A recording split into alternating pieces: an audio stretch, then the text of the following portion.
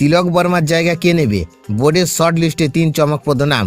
বন্ধুরা, আপনারা যদি দেখতে চান তাহলে ভিডিওটি শেষ অবধি দেখতে হবে, চ্যানেলটিকে সাবস্ক্রাইব করে একটা লাইক দিতে হবে এবং নোটিফিকেশন বেল আইকন দাবাতে হবে। নিউজিল্যান্ডের বিরুদ্ধে আসন্ন 5 ম্যাচের টি-20 সিরিজের আগে ভারতীয় শিবিরে বড় দুশ্চিন্তার কারণ হয়ে দাঁড়িয়েছে তিলক বর্মার চোট। বিজয় হাজারে ট্রফি চলাকালীন চোট পাওয়ার ফলে হায়দ্রাবাদের এই তরুণ ব্যাটারের খেলা অনিশ্চিত হয়ে পড়েছে।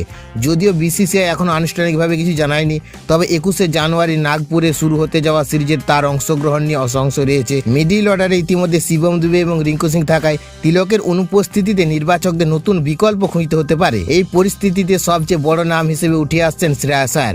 দীর্ঘদিন পর টি-20 দলে তার প্রত্যাবর্তনের সম্ভাবনা তৈরি হয়েছে। চোট কাটিয়ে ফিট হয়ে ওঠা শ্রেয়াস বিজয় হাজারে ট্রফিতে দুর্দান্ত ফর্মে রয়েছেন।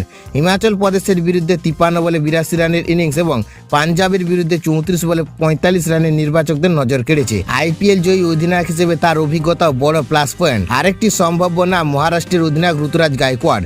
চলতি বিজয় হাজারে ট্রফিতে 7 ইনিংসে 413 রান করে তিনি দুর্দান্ত ধারাবাহিকতা দেখিয়েছেন।